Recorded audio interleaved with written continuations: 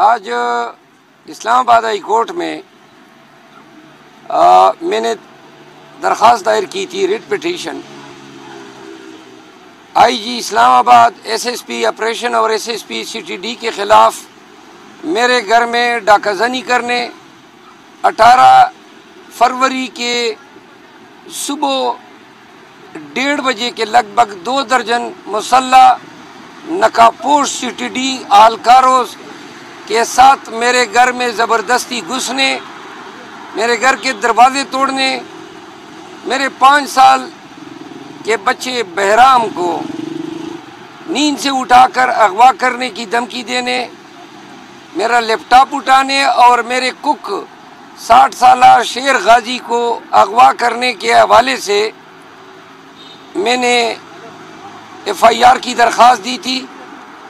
Police نے اپنے افسران کے خلاف پرچہ درج نہیں کیا، جس پر میں ہائی کورٹ آیا۔ آج ہائی کورٹ نے ویڈیو بھی ملاحظہ کی اس واردات کی۔ جو جرائم آئی جی اسلام آباد نے کیے ہیں ان کی سزا عمر قید بنتی ہے۔ پاکستان کے شہریوں اور بالخصوص اسلام آباد کے فیڈ جیسے پوسٹ سیکٹر میں خود سپریم کورٹ کا وکیل ہوں، منتخب میں نے ہوں، لیکن جس دہشت گردانہ طریقے سے پولیس نے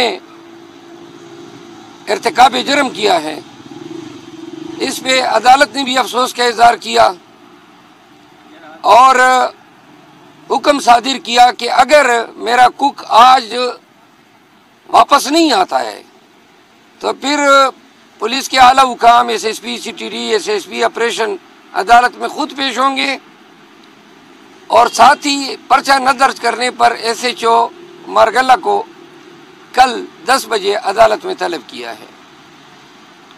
ایسے واقعات کی روک تھام ضروری ہے۔ اسلام آباد کی پولیس جرائم پیشہ بن چکی ہے اور وردی میں ملبوس ہو کے ڈاکہ زنی کی کئی وارداتیں یہ پہلے بھی کر چکے ہیں، یہی آئی جی کر چکا ہے، اور ان کی جرأت اب اتنی ہوئی کہ میرے گھر میں گھس کے انہوں نے لیپ ٹاپ بھی چوری کیا۔ میں کل پہلی دفعہ گھر گیا تو پتہ چلا میری کیسی گڑی بھی اڑائی ہے، پرفیوم بھی اڑائے ہیں، یہ ساتھ اٹھا کے لے گئے ہیں۔ تو آج سے یہ کارروائی کل پہ چلی گئی ہے۔ آئی جی صاحب جو آپ کر رہے ہیں یہ جرائم ہیں، آپ کے ماتحت ایس ایس پی آپریشن اور S S P C T D کو بھگتنا ہوگا۔ دوسرا، میں یہ واشگاف الفاظ میں اعلان کرتا ہوں کہ اگر میری ذات کو کچھ ہوا یا میں اسلام آباد سے اغوا ہوا تو اس کی ذمہ داری آئی جی اسلام آباد پر ہوگی، کیونکہ یہ واضح طور پر یہ اٹیمپٹ کر چکا ہے۔ میں اس معاملے کو نیشنل اسمبلی میں بھی اٹھاؤں گا، اس معاملے کو منطقی انجام تک پہنچاؤں گا۔ دوسرا، آج شہریار افریدی اور شاندانہ گلزار کے کیسز میں تمین عدالت کی کارروائی ہے۔ انشاءاللہ ان کیسز کی پیروی کے لیے بھی میں عدالت کی معاونت کروں گا، کیونکہ وہ کیسز میں نے دائر کیے تھے۔ رانا عامر شہزاد صاحب پی ٹی آئی کے 141 این اے سے کینڈیڈیٹ تھے ساہیوال سے، 14,000 کی زیادہ ووٹوں سے وہ جیتے ہیں۔ وہی فارم 47 میں جیل سازی کر کے ان کو ہرانے کی کوشش کی گئی ہے۔ آج مقدمہ ہمارا فکس ہے، ہم توقع رکھتے ہیں کہ ان کے کیس میں بھی انصاف ہوگا۔ صاحب بتائیے گا کہ رات کو دعا خیر ہوگی پی ڈی ایم کی، پی ڈی ایم 2 کی، تو کیسے سمجھتے ہیں کہ یہ ملک کیسے چلائیں گے پی ڈی ایم 2 آپ کے فارمولے کے مطابق؟ جس طرح انہوں نے پہلے چلایا 16 مہینے اور جو ابھی تک چلا رہے ہیں ان کے گماشتے کیئر ٹیکر بن کے، تو لہٰذا اگر جو نظر آ رہا ہے ساری جلد سازی نتائج میں ان چوروں کو لانے کے لیے کی گئی ہے، اور اگر یہ حکومت چلا سکتے ہیں یا ان میں اہلیت ہے تو 6 مہینوں میں واضح ہو جائے گا. لیکن ان کو اقتدار دینے سے قبل پاکستانیوں کو انتہائی خوفناک مہنگائی سے ہمکنار بھی کیا جائے گا. 28 یا 30 تاریخ تک مہنگائی جو ہے وہ پوری قوم کو گرفت میں لینے جا رہی ہے. آپ کیا سمجھتے ہیں کہ پارلیمنٹ گئے آپ کا کیونکہ پہلی بار پارلیمنٹ کا سفر ہے اس حوالے سے؟ میں نیشنل اسمبلی گیا ہوں تو میں نے پتہ کیا کہ وہ کام کون ہے، تو پتہ چلا کہ جو سیکرٹری ہے نیشنل اسمبلی کا اس کو 11ویں دفعہ جو ہے ایکسٹینشن دے کے سیکرٹری کی سیٹ پہ بٹھایا گیا ہے.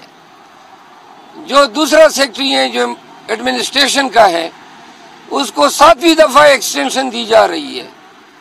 تو میں نے کہا یہ تو ہمیں جدھر ایوان میں لوگوں نے بھیجا ہے وہاں پر پہلے سے ہی اسپیکر نیشنل اسمبلی جو ہیں ان کے بارے میں علم ہوا کہ انہوں نے انتہائی ناجائز بھرتیاں کی ہیں قومی اسمبلی میں. تو لہٰذا سب سے پہلے احتساب تو یہ نیشنل اسمبلی کے سیکرٹری ایڈمن اور یہ جو انہوں نے ناجائز بھرتیاں کی ہیں، میں ایوان پہ سب سے پہلا احتساب ان کا کروں گا اور ان کے حوالے سے باسپرس کروں گا کہ یہ پاکستان میں ٹیلنٹ کا قحط ہو گیا، افسران کی قحط ہو گئی کہ یہ 11واں دفعہ کسی آدمی کو آپ سیکرٹری کے لیے ایکسٹینشن دے رہے ہیں اور کروڑوں روپے تنخواہوں کی مد میں لے جا چکا ہے. گورنمنٹ آف پاکستان کی ڈکلیئرڈ پالیسی ہے کہ صرف انتہائی کمپیلنگ یعنی مجبوری کی حالت میں آپ کسی شخص کو ایک دفعہ کانٹریکٹ پہ امپلائی کر سکتے ہیں. ری ایکسٹینشن پہ قطعاً ہے. علم نہیں ہو رہا ہے کہ یہ 11ویں دفعہ اس سیکرٹری کو کس طرح دیا گیا. اسی طرح سیکرٹری ایڈمن جو کوئی ڈی ایم جی افسر ہے وہ حضرت بیٹھے ہوئے ہیں. تو لہذا سب سے پہلا انکاؤنٹر جو ہوا وہ بھی ایسے لوگوں سے ہوا جو قانون سازی کر رہے ہیں، خود قانون کے منافی یہ اپنے مناصب پہ بیٹھے ہوئے ہیں. سر، رات شہباز شریف نے کہا ہے کہ اگر آزاد امیدوار حکومت بناتے ہیں، ان کے نمبر پورے ہیں تو ہم ان کو ایوان میں ویلکم بھی کریں گے اور مبارکباد بھی دیں گے اور ہمیں خوشی ہوگی. ہمارے نمبر تو پورے ہیں، بس یہ جو انہوں نے فارم 47 میں جیل سازی کر کے ہمارے نمبر جینے ہیں یہ ہمیں واپس کر دیں. اگر تھوڑی سی شرم و حیا ہے اس شہباز شریف کی آنکھوں میں اور رتی برضمیر ہے تو اس کو شرم آنی چاہیے ایک ایسے نشست پہ بیٹھنے سے جو اس کا حق ہی نہیں بنتا ہے. ان کو علم ہے نواز شریف اپنی سیٹ لاہور کی آرا ہوا ہے، مریم نواز جو نامینیٹ ہو گئی ہے وزیر اعلیٰ پنجاب وہ اپنی سیٹ ہاری ہوئی ہے. آوا بگڑا ہوا ہے. 80 نیشنل اسمبلی کی سیٹیں انہوں نے چوری کی ہیں اور وہ بھی پہلے فارم 45 پرانے زمانے میں یا اس الیکشن سے قبل فارم 45 جو تھا وہ ٹیمپر ہوا کرتا تھا. اب اس دفعہ یہ کیوں نہیں ہوا؟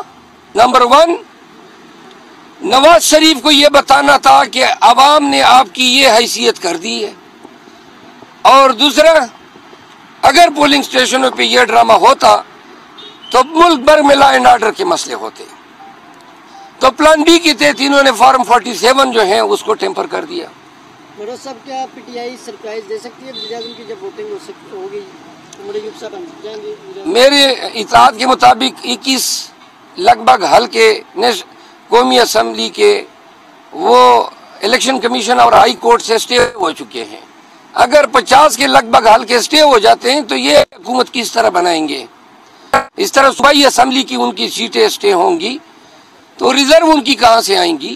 لہٰذا ان کا حکومت بنانے کا جو ہدف ہے وہ پورا نہیں ہو رہا ہے. ورما صاحب بتائیے گا کہ آئی ایم ایف کی تیسری قسط آ رہی ہے، لیکن تیسری قسط میں انہوں نے شرط رکھی تھی کہ فری اینڈ فیئر الیکشن ہوں گے تو ہم تیسری قسط دیں گے. تو اب وہ تیسری قسط دے گی کس طرح کی انٹرنیشنل رپورٹ پاکستان کا جو الیکشن ہو اس کے اوپر آپ سپورٹ کریں گے؟ ہم نے پہلے آئی ایم ایف کے ساتھ ڈیل کو سپورٹ کیا تھا، قطعاً نہیں کریں گے تاکہ یہ پیسے ان چوروں کو ملیں اور یہ جناب پھر جو ہیں باہر بھیجیں. آئی ایم ایف کی ڈیل میں free and fair transparent election شرط تھی اور इलेक्शन का इन्होंने ये हाल कर दिया है। तो लिहाजा पाकिस्तान तहरीक इंसाफ पहले हमने कोऑपरेट किया था, इंशाल्लाह कोर कमेटी इस पे डिस्कस करेगी, खान साहब से हम इस पे बात करेंगे और एक क्लियर कट मौकफ के साथ आएंगे। अगर आप नहीं करेंगे तो पाकिस्तान डिफॉल्ट करेगा तो नजर तो या तो डायरेक्शन आएगी तो वो पीटीआई की तरफ आएगी। देखिए, पाकिस्तान तहरीक इंसाफ ओवरसीज के बलबूते पे रिमिटेंसीज की मद में इस मुल्क को इन माशी बदतरी से निकाल सकती है। दूसरी बात, अगर ये शर्त है कि जी कौम डिफॉल्ट करेगा और डिफॉल्ट से बचाने के लिए पीटीआई ने फिर कुर्बानी देनी है, हमारे लिए डिफॉल्ट से कबल और तमाम चीजों से अव्वल तर जो है वो रूल ऑफ लॉ है। जिस मुल्क में, जिस रियासत में कानून की हुक्मरानी न हो, वो अखलाकी तौर पे भी डिफॉल्ट कर चुका होता है, कानूनी तौर पर भी कर चुका होता है। अगर रूल ऑफ लॉ नहीं है, 10 दफा ये मुआशी तौर पे डिफॉल्ट कर जाए, लेकिन मुल्क को जरूरत है रूल ऑफ लॉ की। अगर रूल ऑफ लॉ कंप्रोमाइज होती है मुआशी डिफॉल्ट पे, हमारी तरजीह जो है रूल ऑफ लॉ होगी। बहुत शुक्रिया sir, thank you. Bilawal Bhutto कह रहे थे कि हमने बारहा आपसे रिक्वेस्ट की कि हम मिलकर हुकूमत बनाएंगे, तो किस वजह से? यही बात तो मैं कर रहा था कि पीपल पार्टी हमें बार बार कह रहे थे आए मिल के हुकूमत बनाते हैं। हम पाकिस्तानियों को बताना चाहते हैं हमारी कोई ख्वाहिश नहीं है ऐसे लोगों के साथ हुकूमत बनाने पे जो खुद मैंडेट चोरी कर चुके हैं। तो लिहाजा प्लीज जरा थोड़ी सी ये तवज्जो दें। बिलावल भुट्टो साहब पीपल पार्टी, MQM और नून के साथ जिन्होंने हमारा मैंडेट चोरी किया है, कतईन जो है हम हुकूमत साजी का हिस्सा नहीं बनेंगे। शुक्रिया। हाँ, ये जरा आमिर एक बात बड़ी इम्पोर्टेंट, बड़ी ही इम्पोर्टेंट बात करना जरा सुन ले एक मिनट। मेरा तलक हल्का 141 से है और 26-28 साल का अरसा बाहर गुजारा हुआ है, कोरिया, जापान।